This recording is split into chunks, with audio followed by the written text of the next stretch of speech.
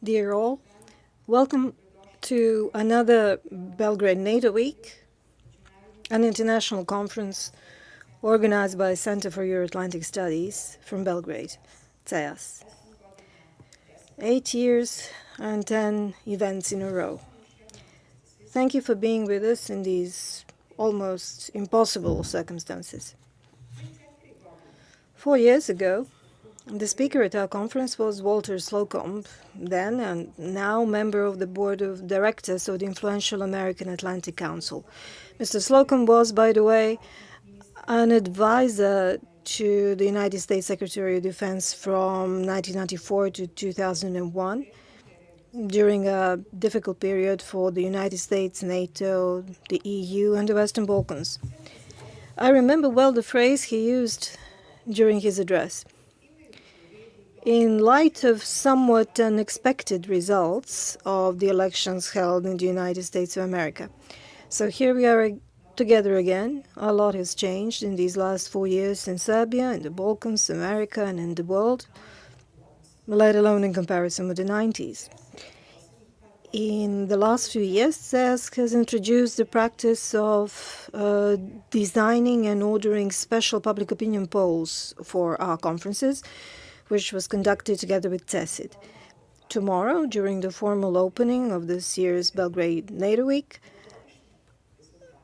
we will officially launch the results of this year's survey under the title "This Is Us." This research was finalized literally a few days ago.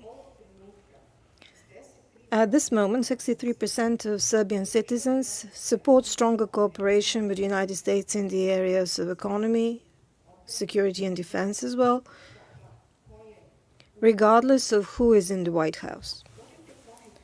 Add to that 13% of the undecided who can probably be convinced by the proactive, well-argumented approach, and then that comes up to 80% of the citizens of Serbia. So this is also us, Serbia of the 2020. The situation was certainly not like this 4 years ago, so take this under consideration. I believe that we can see now that 63% of Serbian citizens strongly believe that attitudes of the United States towards Serbia is increasing and is getting much better than before.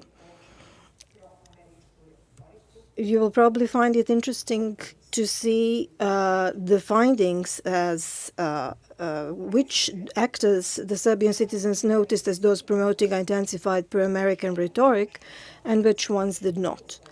In the same 4 years, due to the competition of the great powers in the Balkans and yet another attempt by the West to resolve the very complex issue of Kosovo, a huge number of reports on the region has been published again. However, there are very few in which this trend is mentioned, let alone analyzed in depth. It seems to us that this trend, which should be seen as a win-win situation for all, including NATO, and not just a zero-sum game in relation to Pristina, Sarajevo, Brussels, Berlin, parts of Washington, should be brushed aside and even obstructed. We fear that some of the means and reasons for doing so could lead to an erosion of the credibility of open society structures, especially its supposedly more liberal parts. And it seems that something similar is taking place in the United States as well, and generally speaking in Western international community. CEAS hopes that its work in the last 4 years has contributed at least by a small percentage to strengthening the support of Serbian citizens for cooperation with the United States, and we will not change anything regardless of the professional organizational consequences and disappointments that have exhausted us almost to the end. Well, in the light of all these somewhat unexpected results and the new circumstances we live in, let us see what and how to proceed, to continue or not to continue. Of course, when it comes to CEAS, we have no Hamlet's dilemmas when it comes to US policy towards the region and Serbia, regardless of the ghosts of the 90s still wandering the halls. Thank you one more time. Dear panelists, dear guests with us, dear Elizabeth, the microphone is yours.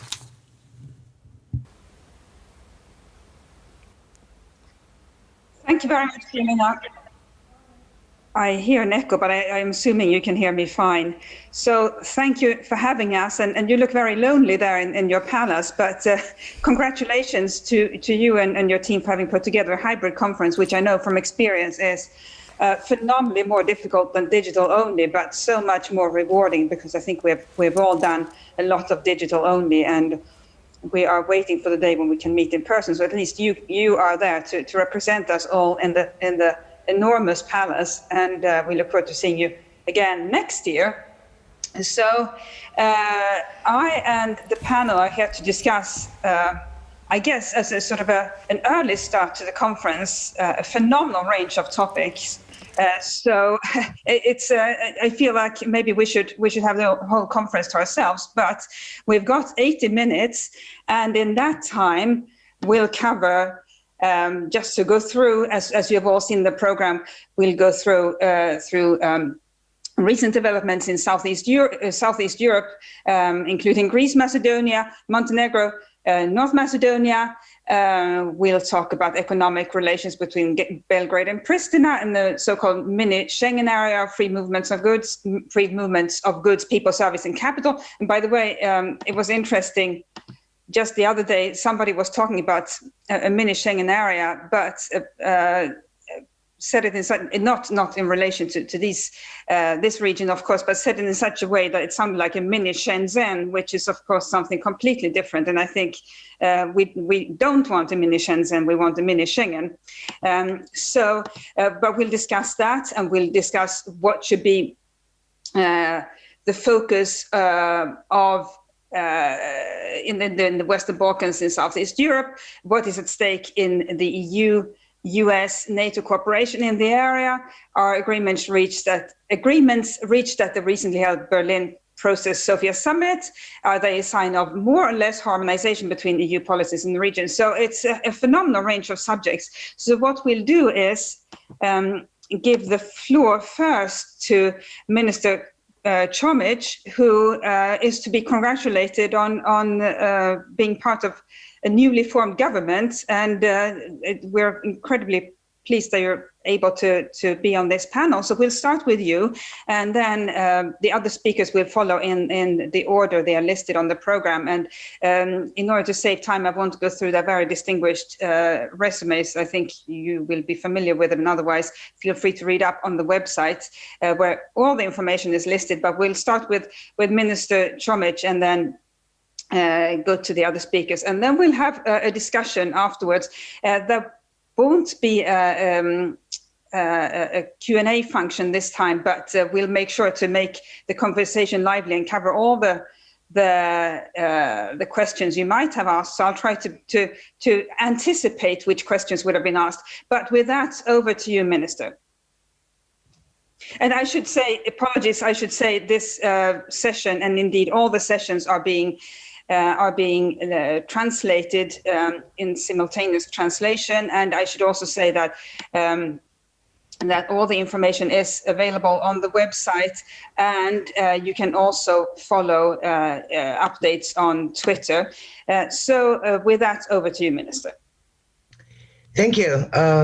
As brief as I can, I will try to picture the perspective from my personal capacity, but also the formal position of the survey we read, of the event that took place the year that just is past, and the years before, and what can we expect to happen in the year to come. And because I deeply believe that there is no text without the context, then I will share with you from my personal capacity how I see the role of NATO in the region, and what can happen next. We live times that are changing, as Bob Dylan would say. And I think we can't talk about what has happened and what will happen with describing that the pandemic is the context that pushed us to change our behavior, and nothing will ever be the same as it was before the pandemic broke out. That's for sure. So NATO also will not be the same as it used to be before the pandemic. However, it may not sound connected at the moment, but everything changes and the role of NATO will change. And that is something what I would like to hear more about you when I share my perspective. First of all, the virus is nor gender blind nor gender neutral. And that is something what I'm concerned in Ministry of Human and Minority Rights and Social Dialogue, because more men die from virus and more work for women throughout the world are there because of the virus. How is that connected with NATO? I would see, if I would in your shoes and be someone who is influenced with NATO or working with NATO, I would think about the issue of going back to human rights as one side of coin of security for people. It's one coin, and the side of the human rights is forgotten and sold for security, to be blunt in a one sentence. Did region change because of the NATO as well as we changed because of the virus? It's not that I use virus as a metaphor for NATO. I'm just talking about the times that are changing. Yes, we have changed, and we have changed a lot. And what I will do as a minister is asking for Serbia for the benefit of the doubt, for the potential in Serbia to change, to follow the line that was started to be broadened with Partnership for Peace, but not just that, with cooperation and with a lot of things that we as a society have been doing in the years before. So the key events from the year 2020, as well said, was what has happened in North Macedonia, the agreements, what's going on between Belgrade and Pristina, and the change of administration in United States. Almost changed as I follow latest information. Well, again, from my personal capacity, my focus is on the fact that Kamala Harris is the first ever elected vice president. But nevertheless, I do not expect that USA will change anything in the policy. That was clear. I also don't expect that Serbian people will change dramatically when they hear NATO. When they see NATO, they hear United States, and it's a kind of a very, very interesting relationship as far as I'm concerned, and much more similarities between what societies are trembling in United States and Serbia. What I would expect is that in the future, the role of the NATO be in the region as written, as conducted so far, but also broaden and also changed in that what I have shared. Pandemic changed us. People don't like to change. NATO doesn't like to change, but changes happen. And I think that the best thing for any society is to go towards the change. How can future cooperation with Serbia, between Serbia and NATO, be boosted or fostered with benefit of the doubt from the NATO that Serbia is here to stay, a very firm partner in Partnership for Peace, and Serbia is here to be critical when joining NATO as an organization is in question. And I think that there is a wide space for future cooperation. What I would also add at the end that I think that should be of interest of NATO is the that side of role of the women in peace processes, role of the women after COVID or during the COVID, and what can that mean for NATO, and how NATO can use a potential among very bright women in the region, and what can we from the region do in return.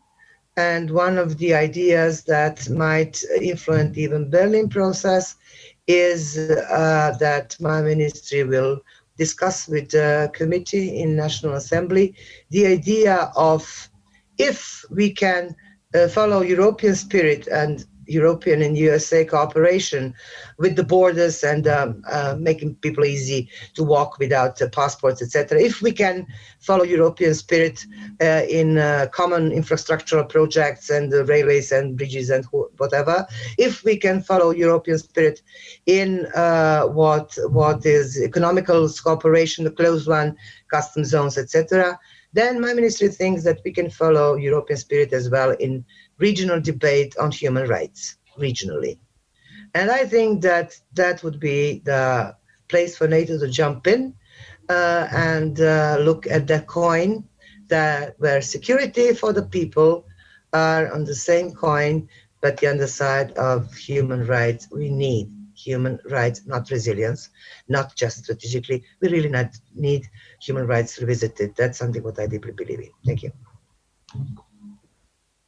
Thank you very much. It did occur to me that your title is it's probably not just your title, but your portfolio is.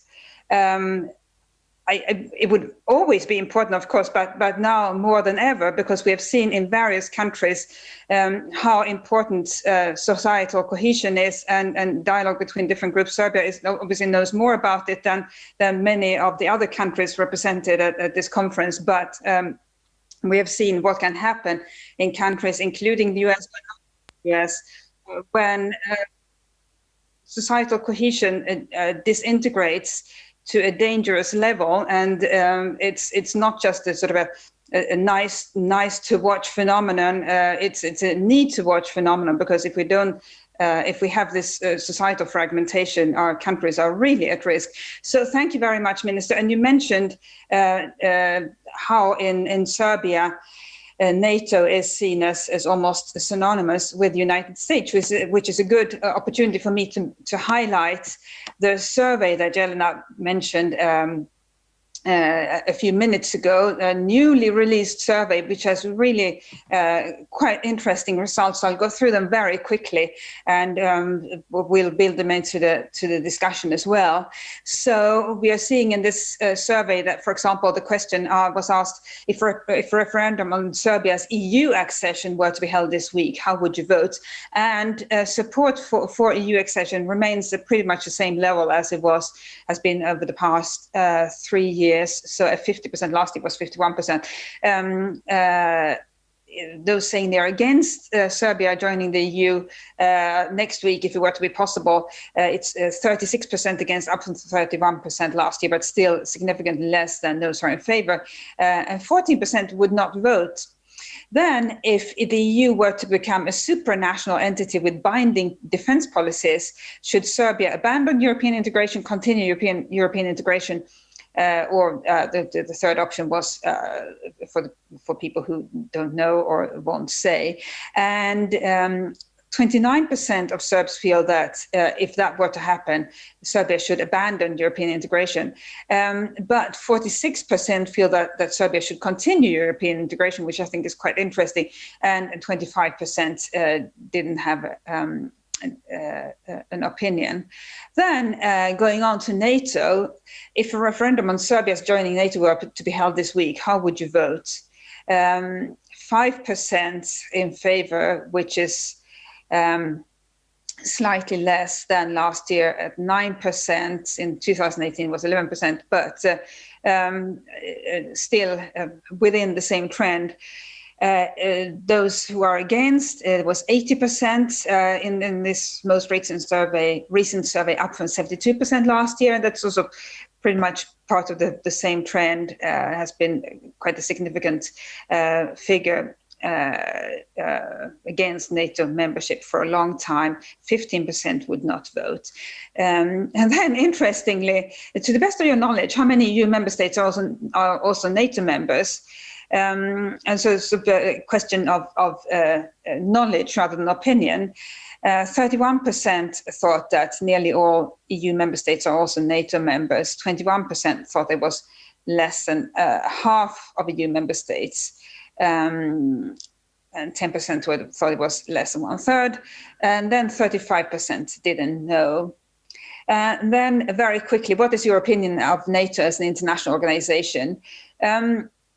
54% negative, 37% neutral, 6% positive. So that's very much, I guess, in line with what you said, Minister, and we can come back to that later. And then the very last question I'll go through here, so that we can continue with the discussion. What is your opinion on the current state of cooperation and partnership between Serbia and NATO? 33% said it was negative, 47% neutral, 14% positive, and 6% didn't know. So you've got your work cut out for you there, Minister, with quite a clear opinion, both with regards to the EU and to NATO. With that, we'll next turn to let's see who's next on my list. It's Damir Maris. Can I add just a brief comment on surveys? Yep. Why do you have to love Serbia? When you ask people of Serbia what they think about Russia, well, they're very much in love with Russia for 60%. When they you ask them about United States or European Union, they are very critical. But when you ask them, where would you live if not Serbia? They say Frankfurt. And you ask, why not Russia? And they say, who would like to live in Russia? So we are actually in favor of what will be the inevitable future of Serbia. Sorry to interrupt. No, but that's a very important point. And I think that's what it always comes down to. And people may rebel a bit. But yeah, when similar questions are asked in other countries, would you rather live in Russia, China, or the US? Virtually everybody wants to live in the US. But we'll come back to that, Minister. Now over to you, Damir. Elizabeth, thank you very much. And Minister, thank you for your remarks. Just even to piggyback on that comment of yours, the statistic that really jumps out to me, I'm originally from Croatia. I live in the United States. I'm an American citizen now. The statistic that really jumps out for you for this is that the number of people in Serbia that are learning Russian is minuscule. And it's a Slavic language. Russian is actually not a very heavy lift. So that's another sort of just data point to build on your point there. So anyway, really thank you for having me. The subject of the panel is to continue or not. Provocative, obviously, the work will go on, and there will be more continuity, I think, than not. Minister, I take... Damir, can I interrupt you? We're struggling to hear you a little bit. You're fading in and out at various points. All right. Let me see. Is that better? Can you hear me? Yes? Okay. Well, so the work will go on. And I think the fact is that you're correct. I think that the virus presents an opportunity to sort of rethink many things. And that is a good thing, and I hope collectively we can take that opportunity and work together on a brighter future. I also want to, though, just use this as a moment to just talk about both continuities and disruptions. And I think that the right jumping off point for this is the legacy of Donald Trump. I want to say, first and foremost, I am not a Trump supporter at home. I'm not a Trumpist. I think that the way that Trump has approached European allies has been, on balance, more destructive than helpful. The kind of narrow-minded rhetorical brutality, I think, that he expressed towards allies just simply was not helpful.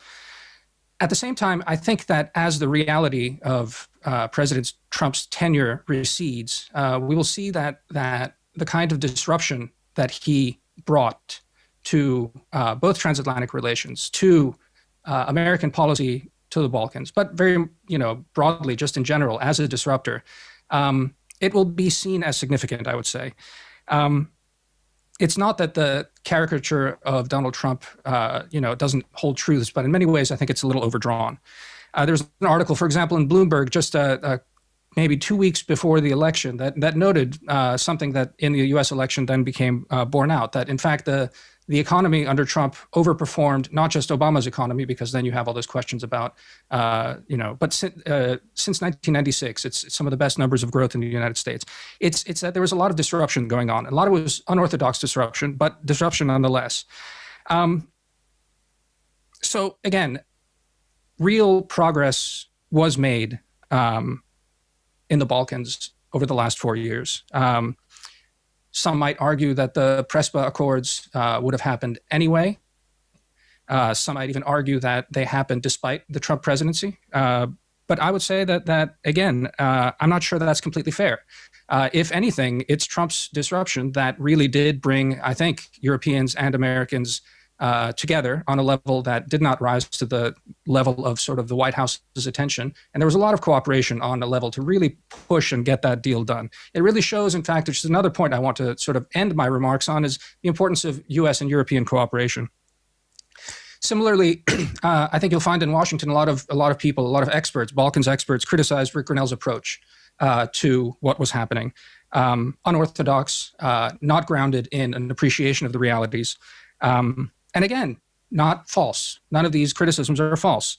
And yet, at the same time, I think there have been very positive externalities to what has happened since then. Part of it, Elizabeth, I think, is reflected in the poll that you just mentioned. At least Serbian domestic opinion has changed, shifted in the last 4 years because the United States has approached the issue in a completely different way.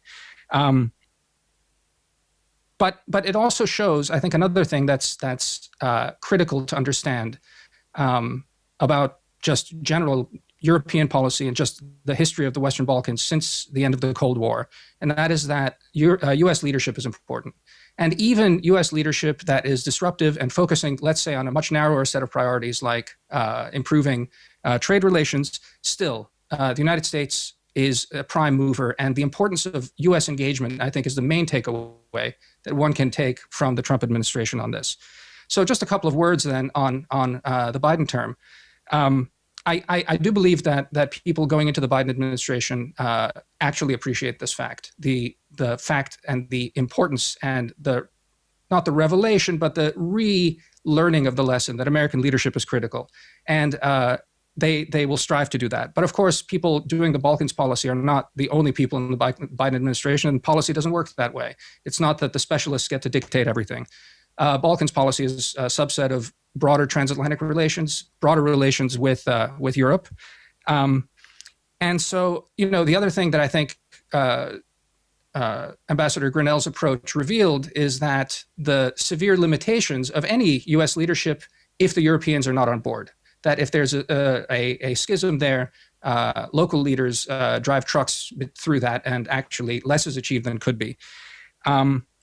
So I think the opportunity here is for the Biden administration to keep pushing and to work, with European leaders, hopefully building trust and coming up with a coherent policy that works together to move the ball forward on all sorts of things, all sorts of green shoots that I think are visible.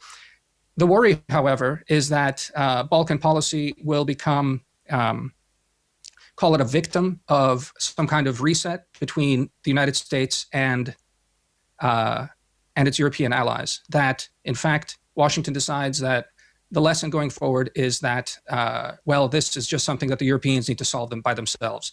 Leave it to Europe to do it. That's not going to work either. I think we've seen the lessons of that. There's some momentum here now. I think there's a real opportunity for it to be seized and pushed forward. And I look forward to discussing it with you going forward. Thanks.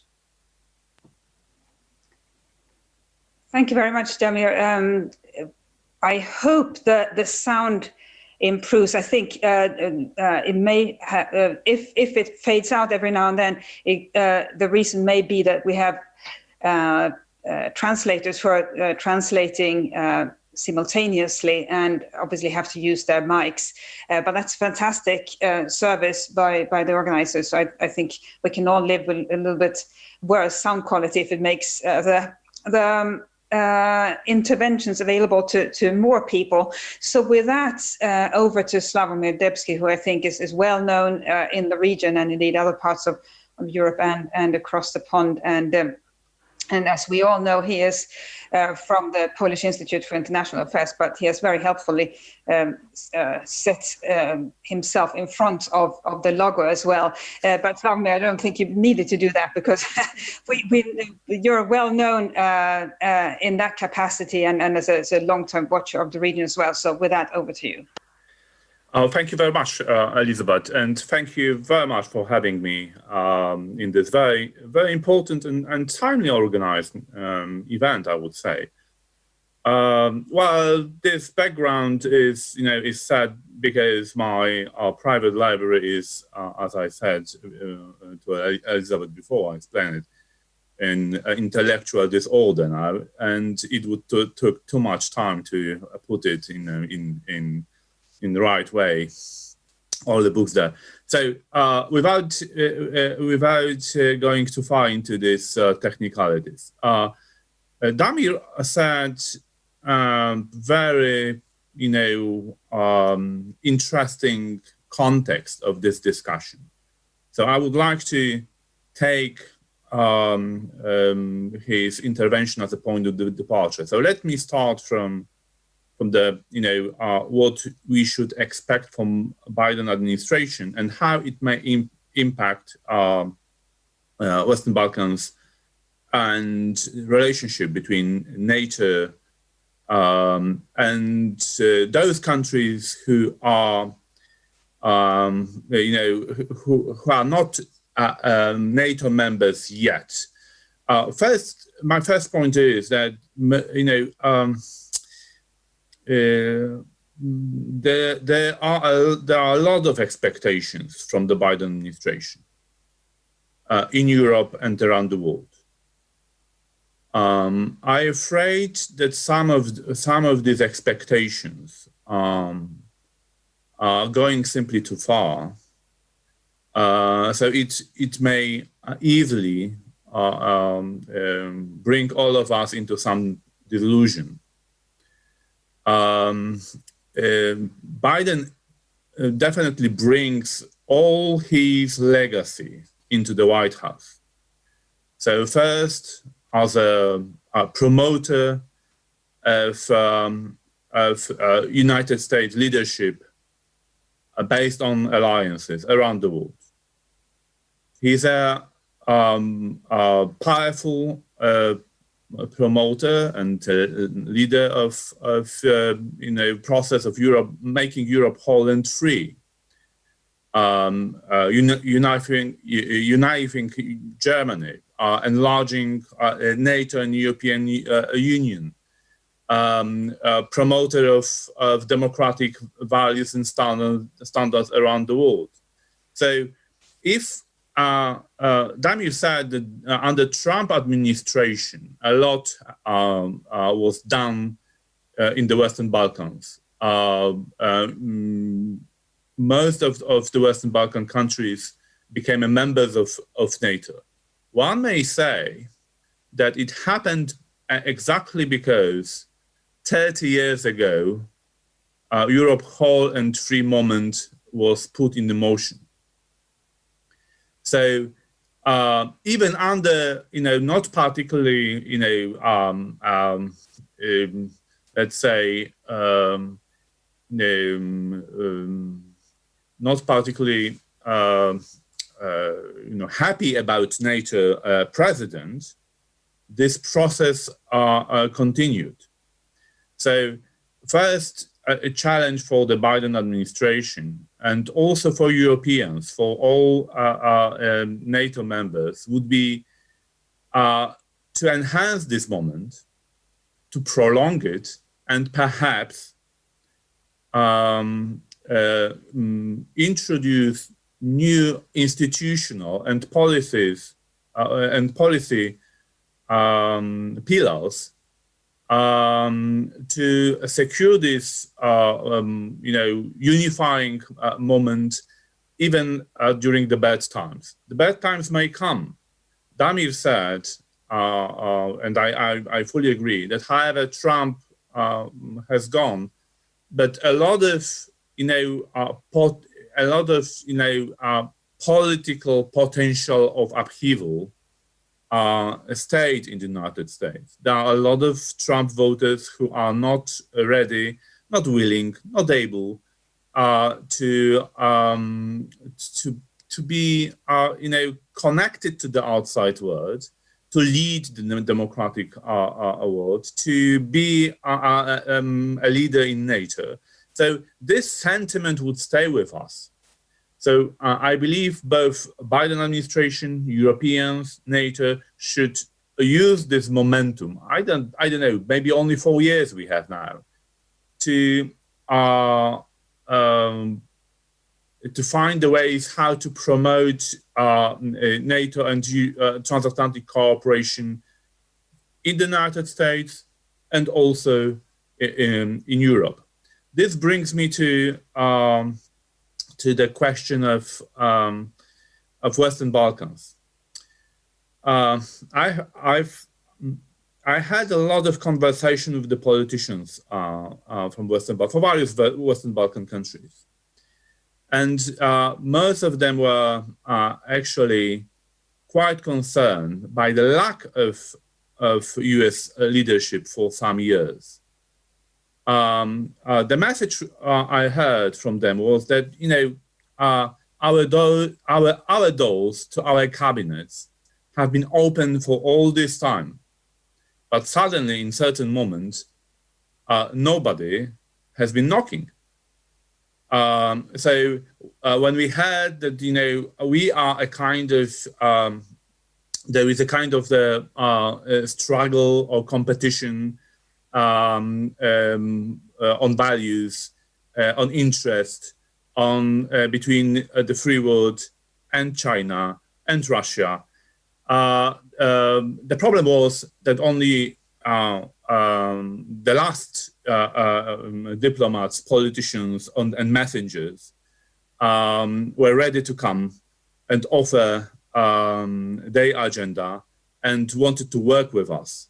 So if we are talking about this, lack of leadership, which Biden administration puts quite high as a critical problem to solve, Western Balkans is quite a good illustration of the trouble, and it's because of that, it creates a kind of the opportunity for all of us to use generally Western Balkans as a defining issue for Biden administration. If they want to lead in the alliance, if they want to really lead in the free world, the Western Balkans is a quite good area to show this leadership, to bring Europeans together, and prolong this process of making Europe whole and free. And I would stop here, because I believe that however, from a very low level, sometimes we miss a lot of opportunities. But if we look at, or try to see the issue from the more strategic perspective, then we can really realize that, even these small things like, solving the problem of leadership in the Western Balkans, opening door policies both to NATO and to European Union, to enhance the message of the free world, Western Balkans can play the role. Thank you. Thank you very much, Slawomir.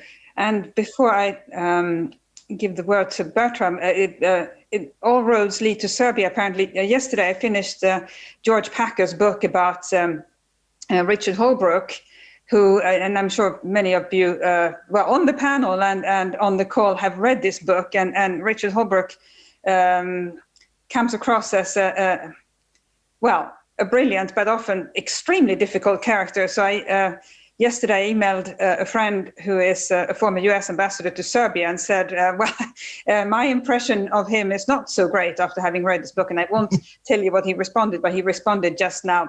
So to be continued, but on that note, over to Bertram, who may or may not have worked with Richard Holbrooke at the State Department. I'm not going to ask you to use your minutes for gossip, but for your perspective on the region. Thank you very much. It is a great pleasure to be here today, at least via Zoom. As I just told Elizabeth, this is my first Zoom call ever, so I'm very proud of that as a retiree. I just want to thank Jelena. Congratulations on having found the mute and unmute. My daughter helped me. I really want to thank Jelena and her team at the Center for Euro-Atlantic Studies for hosting this conference, especially in such difficult times. I am proud and honored to be part of the tradition of NATO Week in Belgrade. I was in Belgrade last year, and it was a wonderful experience. So I'm very pleased that the center has continued this tradition. I'm also pleased that so many Serbian officials are participating this year, and I especially want to congratulate Minister Čomić for her new job and wish her the very best. I remember her well when I was in Belgrade in the early 2000s, and she was a very important voice of reason in the parliament and in the political scene back then even. And I look forward to a very interesting discussion and lively. I'm lucky because I'm retired, so I can say whatever I want. I have no masters, no audience. So for me, you'll hear my thoughts, honest and true. To address the question that was posed to this panel, I want to divide my talk into three parts. First, talk a little bit about the Trump administration the last 4 years, then talk about the outlook for the Biden administration, and then finish with sort of my recommendations for what the United States should be doing over the next 4 years in the Balkans. So first of all, Trump. Let's be honest, Trump was a disaster for America and for America's standing in the world. Fortunately, however, Trump was not a disaster for the Balkans. I would say, and again, I follow the Balkans pretty closely, and especially U.S. policy pretty closely, and I would say that U.S. policy towards the Balkans during the Trump administration was marked by continuity, considerable continuity. There were some differences in sort of attitude and style, but the core policies continued to be the same. Now, an important reason for that was, as Damir mentioned, that when Trump and his senior folks came in, they didn't know much about the Balkans. They didn't care much about the Balkans. So Balkan policy was largely left to senior professionals in the State Department. And we have excellent people there, people like Hoyt Yee, Matt Palmer, Phil Rieker, who know the Balkans inside out, who've spent years in the Balkans. And so the lack of interest was actually a good thing because it allowed for this continuity. To the degree that Trump and his senior folks did focus on the Balkans, their lack of knowledge was actually a positive thing because they didn't bring the biases of the 90s to that. So I would say for the first time, the US administration really treated Serbia as a normal country. Before that, Serbia was always a subject of pressure, of criticism. And for the first time, largely out of ignorance, I would say, the Trump administration treated Serbia as a normal country. And it was, for me, it was wonderful to see because I've always been advocating that, so that's good. And so I think this combination of lack of attention and a new sort of unbiased attitude was actually a positive thing and led to some positive outcomes. Damir already mentioned the PRESPA agreement. There's North Macedonia and Montenegro's admission to NATO. Those were big steps forward. I also think that the Washington agreement, the White House agreements that were recently signed in September, are very significant and important. There was a lot of criticism, it was just for show, but really it symbolized a real positive interest in the region, and it sort of if it's implemented, which I hope that the Biden administration will implement everything that was agreed on our side and that the other parties also implement, it could have a significant benefit economically for the region, especially Serbia and Kosovo. And also, the Washington agreements are completely in line with the Europeans' emphasis on regional cooperation. So whether you call it mini Schengen or regional common market or whatever the term of art is right now, it's all the same direction. And so I think it fits nicely into that effect, even though it wasn't particularly well coordinated, just out of luck or happenstance, it fits nicely into the European policy.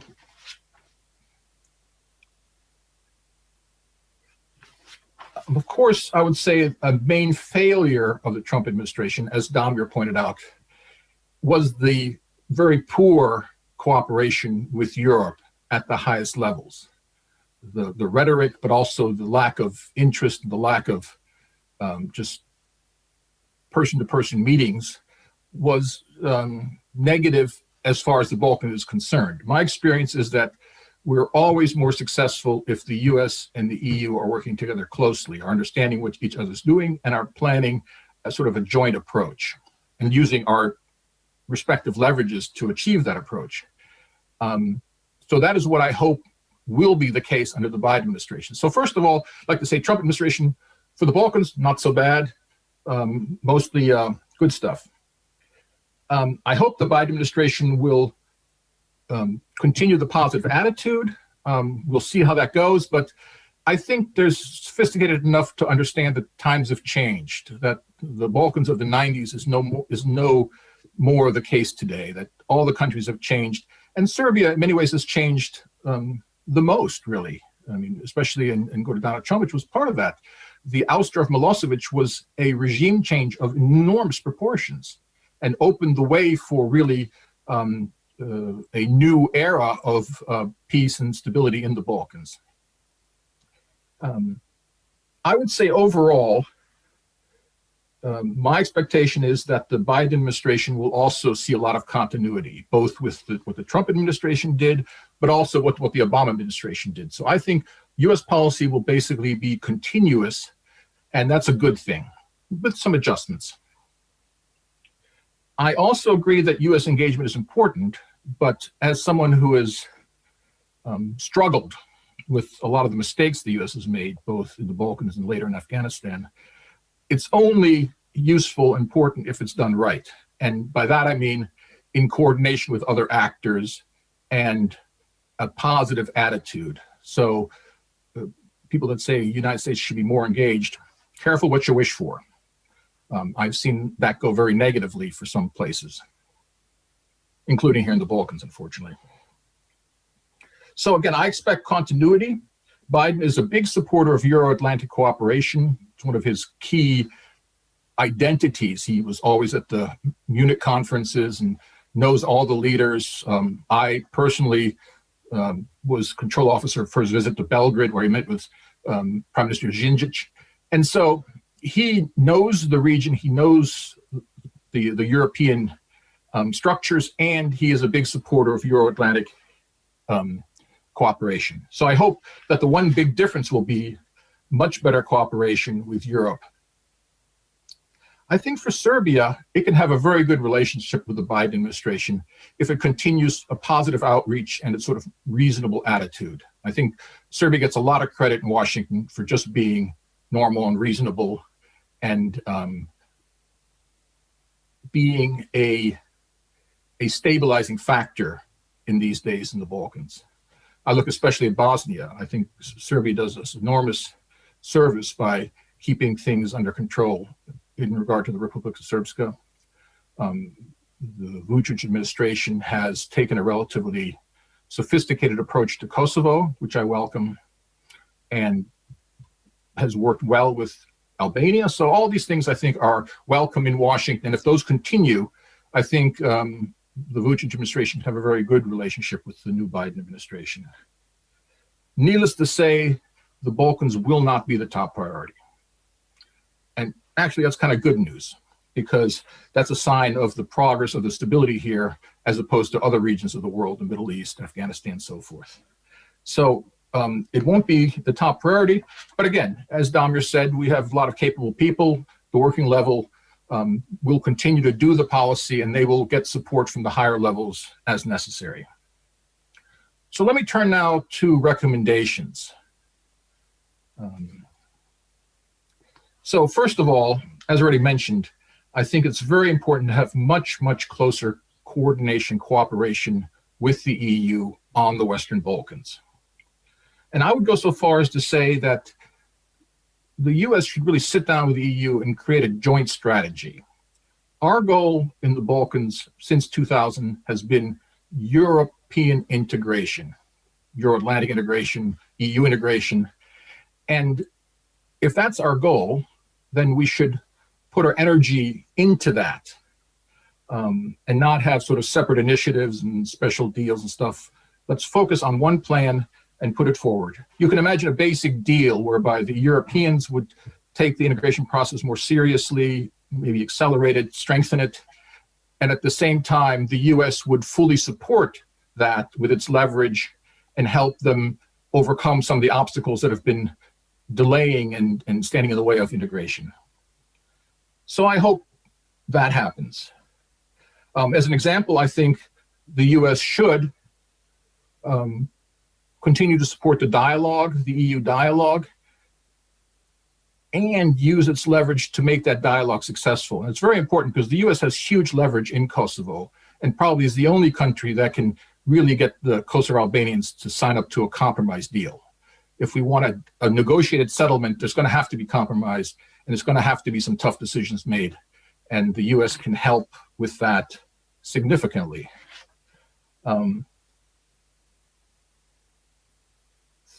Also, I would say that strong support for regional integration. We've already seen the beginnings of that, support for mini Schengen, the Washington agreements, but I was very pleased by the conclusions at the Sofia Summit on this regional common market and that approach. It should be made very clear that the regional integration is not a substitute for EU integration, but a part of it, and if done successfully, would actually accelerate the EU acceleration. That has to be an important message. And finally, I think we need to have continued strong support for international criminal justice, for the ICTY residual mechanism, for the specialist court, and for the domestic efforts on war crimes prosecution. This has been, in my opinion, a pretty successful effort, difficult, expensive, painful, but successful. And it's important to reconciliation and to creating a factual basis for the future to finish up all these war crimes efforts. I'd like to end with an observation. One of the things that frustrates me is that since 2000, everyone has known what the end state goal is, and everyone has agreed on it, which is EU integration for the whole of the Western Balkans. That's very different than other parts of the world. I don't know what the end state is in Afghanistan. I don't know what the end state is in Yemen or Syria, but I know what the end state is for the Balkans. So the question is merely, how do we accelerate implementation? How do we strengthen implementation on that? We've made good progress over the last 4 years, but it has to be faster. As I think Slavomir said, the expectations are high and have not been met. People here are losing hope because it keeps moving into the horizon. 10 years ago, to say you'll join in 10 years, okay, that's fair. Now to say you'll join in 10 years, it's 20 years, that's a long time. And so there really has to be a greater emphasis on showing, not just planning and doing, but also showing very visibly the opportunity and the benefits of EU integration. Some of you may remember the singer Jonathan Richman. He had a verse in one song said, "It's not enough to know it, I gotta see it." And people in the Balkans really need to see it. And it's a bit like a bicycle. If the bicycle's moving forward, it's stable. If it slows down, it starts to tip over. So to say, oh, slow down on that integration, but because you're unstable, is a little bit of a false approach. We want to accelerate the bicycle so it becomes more stable. Finally, no violence. One of the big mistakes we made at the beginning of the Balkan conflict was ignoring, allowing, not responding effectively to violence. And now we have to say absolutely to every party, no matter what your grievance, no violence, not by state actors, not by paramilitary actors, no violence, because that can always slip out of control. In the Balkans, even though they have become more stable and making progress, they're still the countries are still fragile, and we have to avoid slipping backwards. So I'd like to stop there, and I'm happy to answer questions and give more thoughts. Thank you. Thank you very much, Bertram. And I should apologize. I blamed the translators earlier for the sound quality. It wasn't the translators at all. It was, I think, Damian's headphones. So the sound, I think, is coming across loud and clear now. And with that, we'll give the floor to Eric and then Ray after that. And then we'll have time for some questions. So if we speed up nicely, we'll have another round we'll have a round of questions. So over to you, Eric. Great. Thank you so much, Elizabeth. And I'll try to be real quick, offering a few thoughts from Washington about what we should expect from the incoming Biden administration with regard to Europe, but specifically for the Western Balkans. And I think my remarks will very much echo what we've heard so far. I think we should expect no surprises. We know who Biden is. We've heard his track record, longstanding work on Europe dating back to his time in the Senate and as vice president. I think his main message to Europeans will be that America is back. Whether Europeans believe in that or not, that's the message that will be coming from Washington.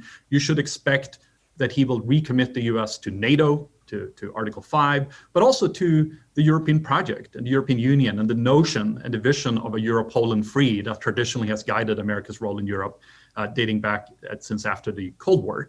And Biden, of course, is deeply pro-European and a staunch Atlanticist. I think we should also expect him, and he's made that very clear, to voice support for multilateralism, for international agreements, international organizations, and also to shift the focus more towards issues related to values, such as democracy, rule of law. The minister mentioned human rights. I think, those are things that he, at least in principle, would like to focus more on in terms of US foreign policy. But aside from that, I also think another change will be in terms of the how US foreign policy is carried out. I think we should expect a return to a more normal, if you will, US foreign policy, a less maybe personality driven, maybe a less transactional US foreign policy. I think he will surround himself with very talented people, people who know Europe well, who will carry out more of a traditional decision-making process. So I think we should expect a more consistent, a more predictable, and a more transparent US foreign policy under a Biden administration. But of course, as was mentioned, there will be lots of other priorities on the agenda, both domestically, healing the deep divisions within the US. Elizabeth, you mentioned, cohesion. That's going to be a huge challenge for the incoming Biden administration to tackle the domestic issues in the United States. And then, of course, other foreign policy issues that will come up, be it in the Middle East, be it in Asia, be it elsewhere in Europe, that will take priority. So, despite all the good words and the change in tone and the change in the approach, I think it's still going to be a lot of challenges ahead of us. But what does this mean specifically for the Balkans? And here I agree with the previous speakers. I think there will actually be a lot of continuity between Biden and Trump. I think we should expect that Biden will continue to focus on trying to promote regional integration. He, of course, has a long track record also on the Balkans, dating back to the early 1990s. I think he will seek to restore US leadership in the region, and he will very much seek to work with the Europeans on shaping a joint agenda. And I completely agree. I think that is really the key, and that has been the missing piece in the past 4 years. But that, of course, also puts the burden on the Europeans to step up and deliver and to be a willing and able partner with the US. I think we should expect, given Biden's emphasis on values, I think we should expect those issues related to democracy, rule of law, good governance to play a more important role in the US approach towards the region as well, which I think would be welcome. So there will be a greater emphasis on that, promoting media, for instance. On the Serbia-Kosovo issue, I agree. I think there also will be a lot of continuity here. I think there's a recognition increasingly in Washington that normalization and regional integration is really is necessary in order to achieve any broader regional improvements in terms of economic or political cooperation. So I think we should expect a whole lot of continuity there as well, and focus on again, maybe not pursuing this through this kind of personality-driven and this kind of deals-making transactional approach, but rather through a sort of coordinated approach with the Europeans, trying to get them engaged on this process as well. Apart from that, I would also expect continuity in terms of the focus on issues like 5G, energy diversification, and connectivity and infrastructure. These are all issues that the Trump administration actually was pretty active on, including in this part of Europe. And I think we should actually expect a whole lot of continuity here from Biden. Perhaps the 3 Cs initiative, that's a good example of work that the Trump administration has done, could also be extended perhaps to the Western Balkans, could put in additional resources. And this could also be a joint project between the US and Europe. So continuity, but again, maybe a slightly different approach, slightly different way of operating with Europe as a joint project on these issues. And then finally, I think he will put a lot of emphasis on great power competition in the region, especially the role of Russia, especially the role of China and other external players here. But I think the approach will be to try to basically improve structural reform, improve good governance, reduce corruption as a way to then counter these external actors that seek to exploit those conditions for their own gain. So I think these will also be elements of the approach. What is this? Just to wrap up, where does this leave us? I think the notion that Damir mentioned about will the U.S. take a back seat and let the Europeans lead? I hope that's not the case. I hope that the U.S. will actually lead together with Europe. But as I alluded to earlier, that actually puts a lot of emphasis now in Europe. But Biden will work with Brussels. He will work especially with Berlin. So I would love to hear from the other panelists what we should also expect from the Europeans and how willing they are to engage. It's not enough for them to be happy about a more positive tone in the transatlantic relationship. This will really be 4 years where we have to deliver and we have to be ambitious, and Europe cannot be complacent. And with an American administration that is more forward-leaning, that's easier to deal with, that has a more positive view of Europe, we cannot lose out on that opportunity and we must seize it. So that's what I really hope, and that's what I would love to hear additional thoughts on how we can really shape this joint transatlantic approach under a Biden administration. Thank you, Eric. That's a perfect segue to Ray. I hope, unless you're going to make a completely different argument, but I think your thinking goes along similar lines. So I'll give you the floor, and then just to clarify, the questions will be asked by me. It's not a Q&A. We don't have a Q&A function on this panel, so I will have the great privilege of asking a round of questions after this. Well, thanks very much, Elizabeth. It's great to be here again. I appreciate Jelena reaching out and making the invitation to join this important conference. And as my colleagues have done a great job of sort of setting up the background, I just want to associate myself with all that's already been brought forward. And some of the key points just that echoed in my mind, this no violence point, and just to think about how President Biden might approach things like K4 and U.S. involvement there. And it is, some of my colleagues already talked about, on a foreign policy front, many things I think that we see in motion now, although there might be different style, different approach, more technical approaches to foreign policy. I think what we're going to see is a lot of continuity. That's a lot of the discussion in the U.S. right now. More challenge at home, actually, for President Biden, because there is such a difference in the polity about some of the major domestic issues on the table. But I think abroad, many things will be similar or on the margins of what we've been doing. And the other key point that came out in this last, the last briefing or discussion was this sort of co-leadership. So in thinking about this discussion today, I tuned into a recent sort of European discussion on the margins of the Sofia Summit. And basically, it was very interesting because there was not a single word mentioned about the U.S. effort on the normalization agreement with Kosovo and Serbia. So I think that's stood out, that there was a lot of silence on what the U.S. has been doing, and maybe because there was this fear of over criticizing with a new administration coming. But I think it's important, as my colleagues pointed out, that there was some significant positive outcomes of those discussions. I'm talking about the normalization discussions with Kosovo and Serbia, and the idea that we can focus on some other things now and not wrap ourselves around the history forever and exclude the European integration project that we're all supportive of. So I think that's an important thing.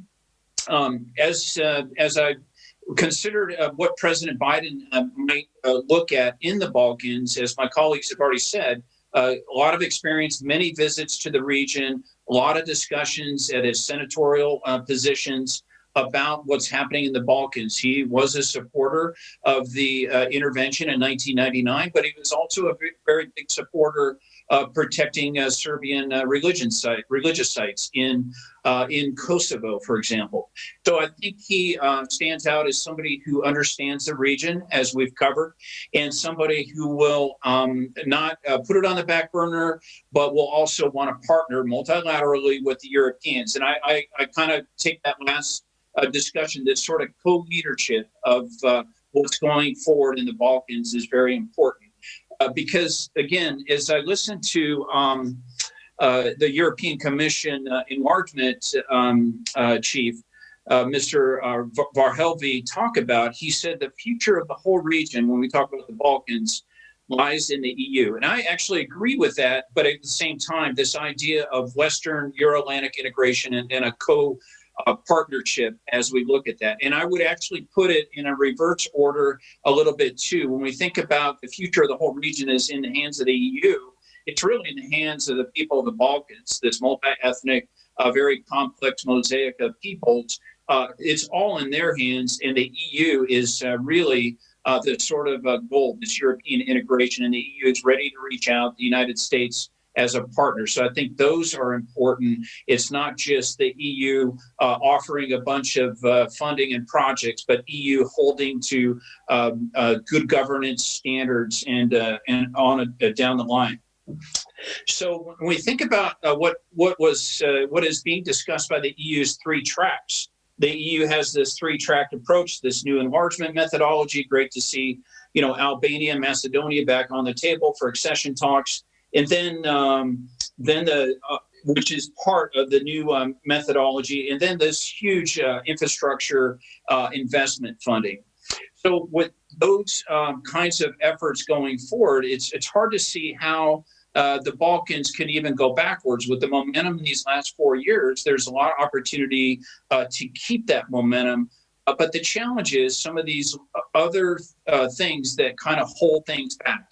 And when we talked about NATO earlier, we still have this huge challenge. It's not just Serbia, but it's about these non-recognizers of Kosovo that are part of NATO and the EU. And there's a certain point, if the EU is taking on this new approach and adding new momentum, I think the EU and NATO together need to relook at how they're approaching the recognition issue.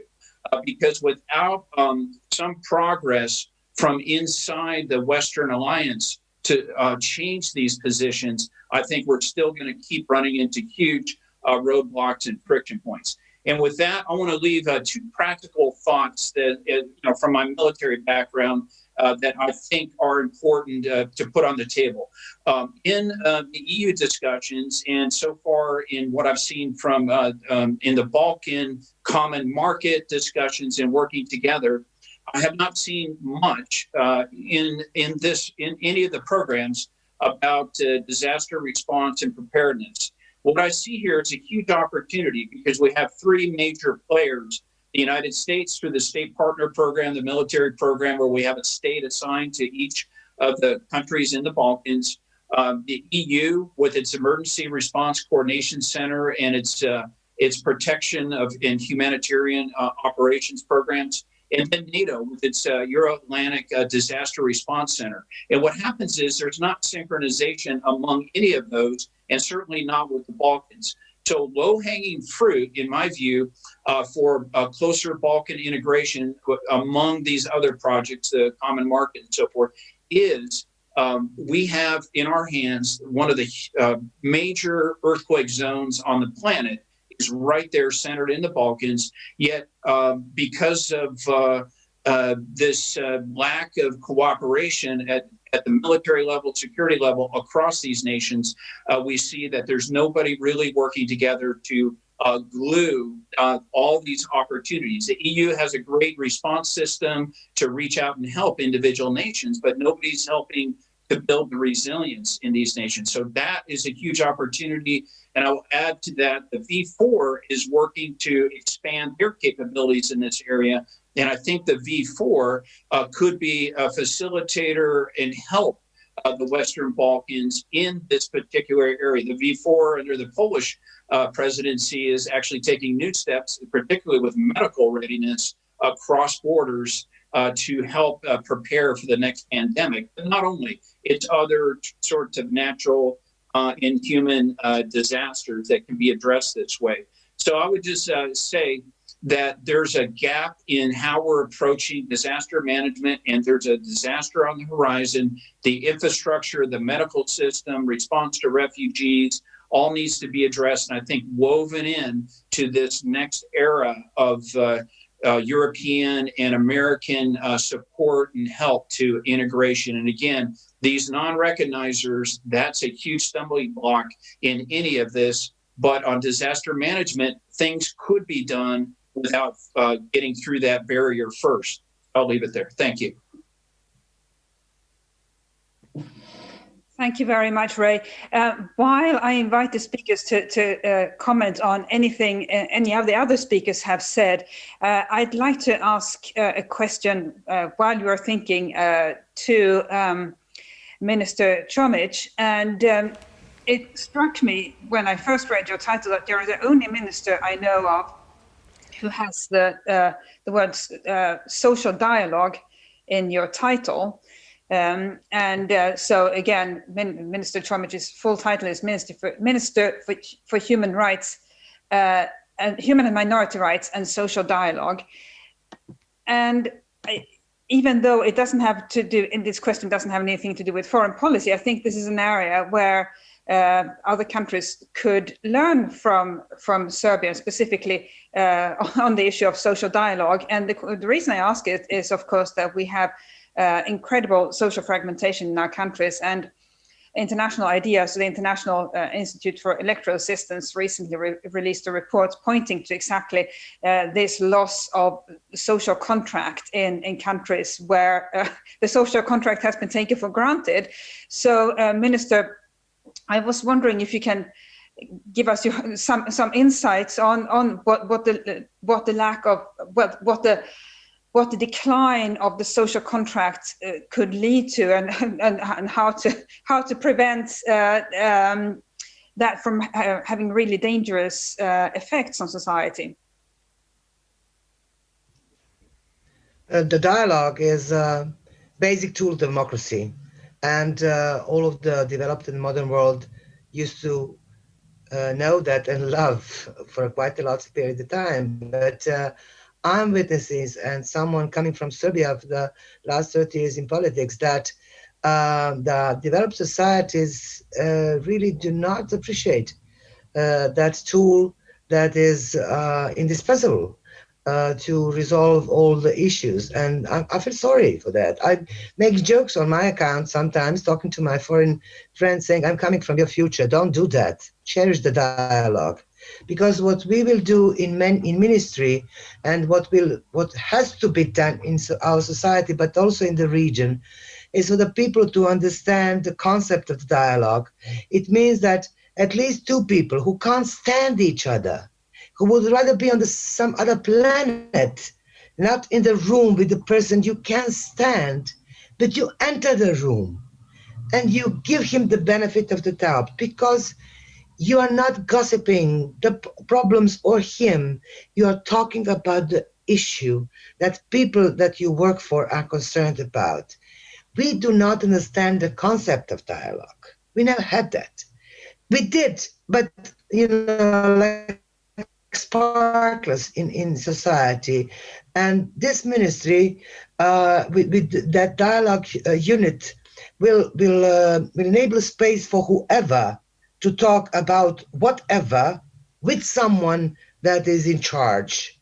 And there must be some productive thing coming out of this.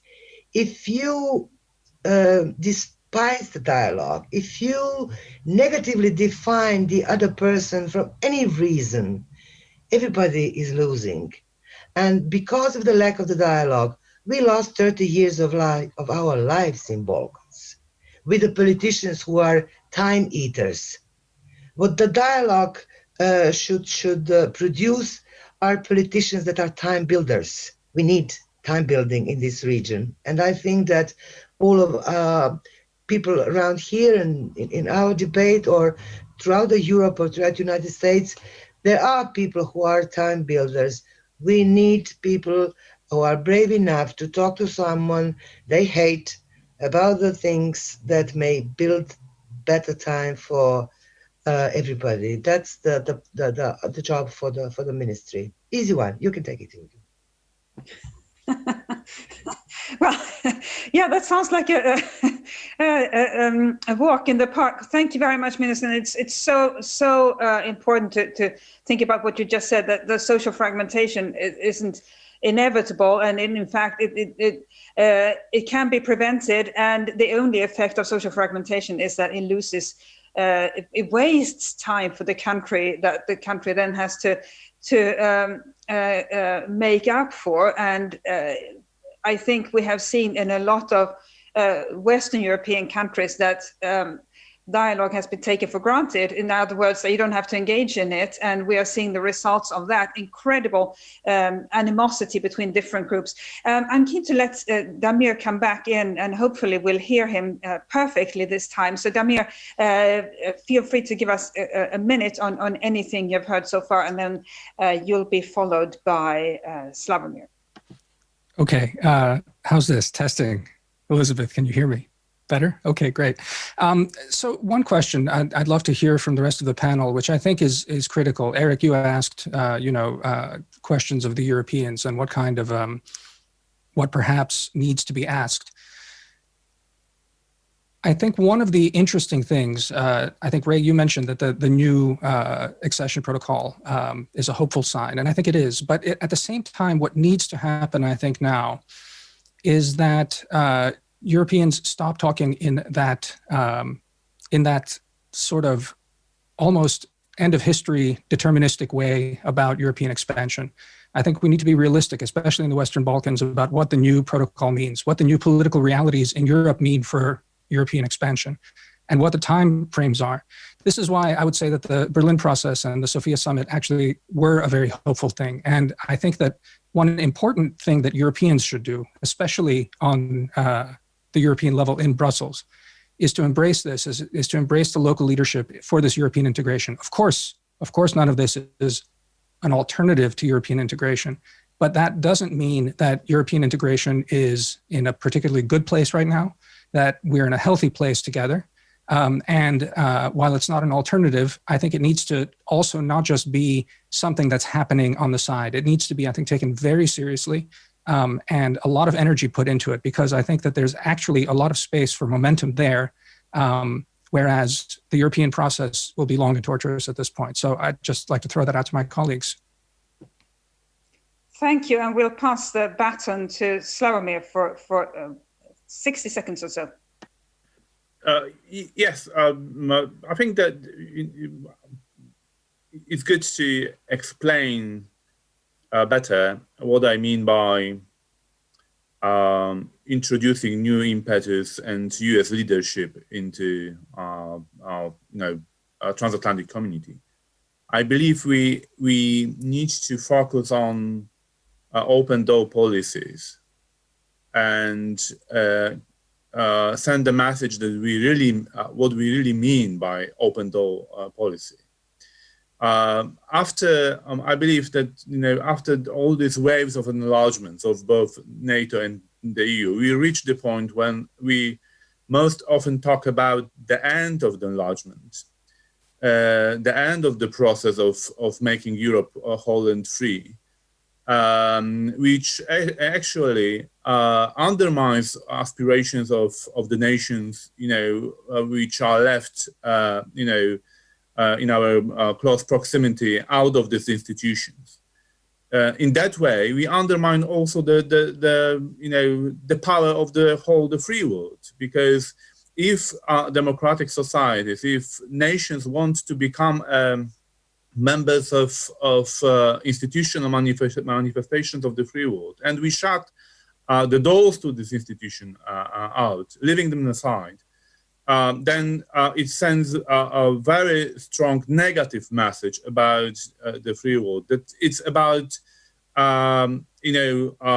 exclusion, not inclusion of democratic powers. So I believe Biden administration and those Europeans who really believe that both those to the EU and NATO should be open for all as aspiring nations, should work together to enhance this particular element of the policy. Thank you. Thank you, Savin. Over to Eric. Thank you. Yeah, I just wanted to add one point, which is on this notion of what Europe can offer. Obviously, Brussels and the EU will play a key role, but I would also look very carefully at Berlin. I think Biden will prioritize setting the relationship with Germany right, which is, of course, the bilateral relationship and the transatlantic relationship that's been hurt the most. And I think Berlin obviously will go through picking a new leader, having elections. There will be this political process, but I hope that at the end of the day, that Germany can help shape, a vision for Europe that is that brings together the stronger Europe with a stronger transatlantic link, and use that towards the Western Balkans as well in a way that's positive for the region, that provides leadership from Europe. Because I do think you need the big member states. Obviously, France has the EU presidency in 2022, but I think having Berlin more actively involved in the Western Balkans would be a very good thing. And there, I think actually Biden is an opportunity to work with Berlin and try to shape this joint approach that we're talking about together with Germany, as well as other European capitals and the EU. The last point, I just wanted to make, one thing you didn't mention from the survey, Elizabeth, that I found interesting was that it seems like the Serbian views of the United States are far more positive than the Serbian views of NATO. So I thought that was very interesting, and I hope that will continue to improve under a Biden administration and could perhaps over time also spill over onto positive views of NATO. So I just thought that distinction was quite interesting. Thank you. Thank you, Eric. And yes, I'll just read that out. Actually, I'll let Ray go first, and then I'll read that out so that you don't have to wait for me to find the figures. So over to you, Ray. Okay. I think I'd just like to add to this idea, this thought that really for Europe, this is an opportunity. Of course, it's an opportunity to heal the transatlantic relationship as much as I don't see it as a broken thing, but I see it as has had some definitely some speed bumps come up in this last administration. So with that, and talking about important partners, whether it's Berlin or Paris, I would also just like to note, Poland being invited by Germany to lead the Berlin process in this last year was, in my view, very significant. There's a lot of internal challenges within the EU, looking towards the East and considering what is, domestic issues, for example, in Poland or Hungary, or where the EU wants to step in and challenge current governments and so forth on various things that have to do with rule of law. So Poland finds itself in that position right now, but I think in opportunities to work on common challenges in the Balkans and help move forward an important relationship with Warsaw and Berlin, and then perhaps even to the Weimar Triangle, working more closely together. Again, Poland, the only Central Eastern Europe nation to lead the Berlin process. I thought it was significant. And I think Poland has a significant bilateral potential also with some of these important states, particularly with Serbia and Kosovo. Poland has some great potential bilaterally to be more involved with both the mission presence, embassy presence, and relationships in that sense to help from within foster the dynamic of further European integration for these nations. Thank you, Ray. And I'll just give you these figures here, a couple of them. Are you in favor of closer cooperation with the USA in areas of economy, security, defense, regardless of which administration is in office in the United States? So that figure was 65% support, up from 63 in June. Only 18% oppose it. And then have you noticed that pro-American rhetoric has intensified in Serbia over the past year? And if so, where? And very interesting, very high figures here. Yes, has increased in the civil sector, 96%. Yes, has increased among opposition politicians, 95%. Yes, among government politicians, 80%. Yes, on social media, 93%. Yes, in the media, 73%. So clearly there's potential to build on those really very high figures. Our time is up, so I'll thank the panelists here for really phenomenal insights on a range of issues. And I must say, this is a good reminder that retired diplomats are a fantastic source of information, not just because of what they know, but because of what they can say, having retired. So thank you, Bertram, and thank you to our think tank friends, Slavomir, Eric, and Damir, and Ray, and of course to Minister Chomic, and to the government for hosting this conference for those who are able to attend in the presidential palace, and for the rest of us here on Zoom. And I think Jelena may want to come in again. I'm looking over at her now. Okay, so she's not coming in again. We'll instead wave at you, Jelena, and say thank you very much to you and to the other organizers, and good luck with the rest of the conference. Jelena is coming in. Okay, she's coming in. No, it's okay. It was really a pleasure to listen to all of you. Great panel, some great insights and good recommendations. Hvala vam što ste se zaista potrudili. Thank you for giving your utmost efforts with all these brilliant contributions. We will forward you YouTube video of this panel, and we are continuing with the next session of our conference tomorrow, 3 p.m.